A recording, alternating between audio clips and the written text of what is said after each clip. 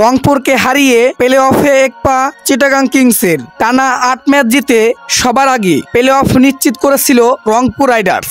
টানা জয়ের রেকর্ড গড়া রাইডার্সরাই এখন হারিয়েছে বৃত্তের ঘুরপাক। চিটাগাং কিংসের বিপক্ষে এবার ব্যর্থ রংপুরের ব্যাটাররা। অল্প পুঁজি নিয়েই লড়াই করতে পারেননি রাইডার্সদের বোলাররাও। তাতে ৫ উইকেটের ব্যবধানে হেরেছে তারা। এই জয়ে প্লে অফ অনেকটাই নিশ্চিত বলা যায় চিটাগাং কিংসের। ১০ ম্যাচ খেলে ৪ হারে, বিপরীতে ৬ জয় চিটাগাংসের। ১২ পয়েন্ট নিয়ে তারা পয়েন্ট টেবিলের ৩-এ অবস্থান করছে। তাদের সমান পয়েন্ট নিয়ে ৪-এ আছে রাজশাহী। তবে রাজশাহীর আর কোনো ম্যাচ বাকি নেই। ৫-এ থাকা খুলনা বাকি ২ ম্যাচ জিতলে তবেই ১২ পয়েন্ট হবে তাদের।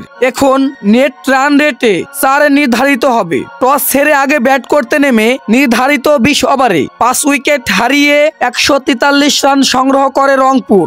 জবাবে খেলতে নেমে ১৭ ওভার ৪ বলে ৫ উইকেট হারিয়ে জয়ের বন্দরে পৌঁছে যায় চিটাগাং কিংস।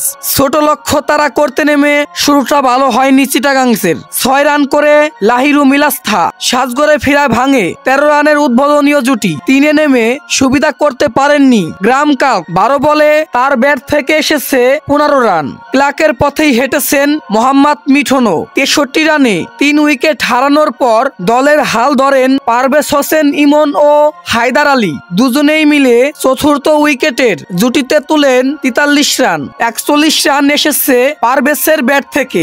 আর হায়দার আলী অপরাজিত ছিলেন ১৮ বলে ৪৮ রান করে। তার ঝড়ো ইনিংসে ভর করেই ১৪ বল হাতে রেখেই জয়ের বন্দরে পৌঁছে যায় চিটাগাং কিংস।